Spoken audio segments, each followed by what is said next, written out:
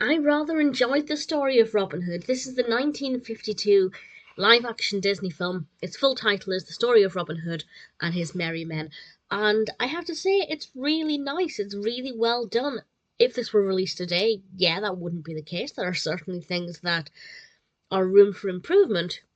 But generally speaking, I found it to be very pleasing. The narrative was easy to follow. Obviously, with it being a Disney film, it's suitable for children. But having said that, there are some darker moments where things were maybe more violent than I expected. It's rated Universal, so I don't believe that I'm talking about, really gory, bloody violence or anything. But it's just a little bit more than I was expecting. Um, but generally, I thought it was pretty good.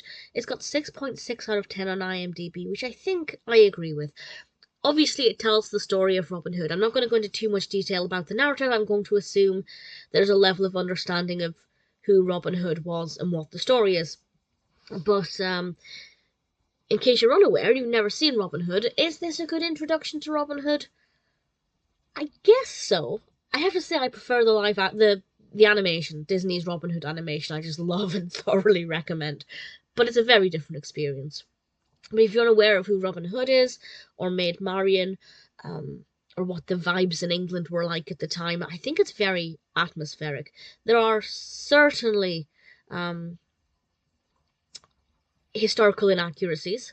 That's definitely the case, but not so much that I feel like they didn't put the effort in to do the research or anything. I feel like it was just a product of its time, and maybe certain things were easier to do with historical inaccuracies. So that's not something that I find to be much of a problem. As I said, the violence is there. I don't have a problem with it, but it's just, it's a Disney film. I wasn't necessarily expecting that.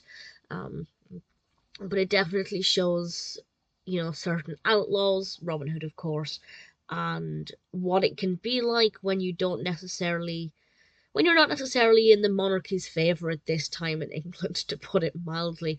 And I think it's quite eye-opening in that regard. There are a lot of horses. I love the horses. Some of the scenes are beautifully shot.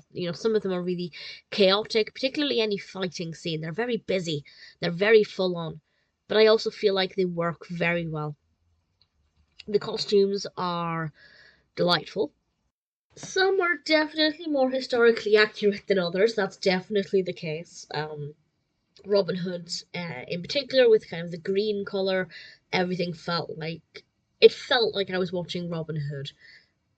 The music was pretty good. I found that to be quite entertaining, quite engaging, jolly at the right times, atmospheric at others. Some of it was actually filmed in Sherwood Forest, which doesn't happen that often with Robin Hood films, so I thought that was pretty impressive. They definitely made some effort there. I quite liked it. If you're a fan of the story of Robin Hood, well, actually, I don't know how you'll feel, because I don't mind the story of Robin Hood, but I'm not like a big fan of it.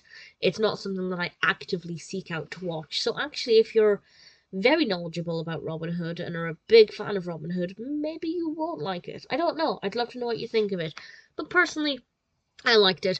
It's directed by Ken Anakin, and the screenplay is by Lawrence Edward Watkin. We have Richard Todd playing Robin Hood and Joan Rice playing Maid Marian. And I have to say, Joan Rice in particular was very captivating. I thought her Maid Marian was wonderful. James Robertson Justice as Little John as well was particularly great. Really enjoyed it. Definitely one to watch if you want something that's easy to watch, but with a quite gripping narrative. It's very well shot. Definitely not the most accurate, but definitely has a lot going for it.